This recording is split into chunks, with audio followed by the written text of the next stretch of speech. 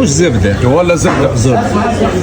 بارك الله. اليوم علي بطة هزنا البلاصة الماكلة اللي يقدموا فيها مش الناس الكل تنجم تاكلها، خاطرها كيل للمخماخة الصحاح. مرمز بالكرش. قولوا له. وهي شو؟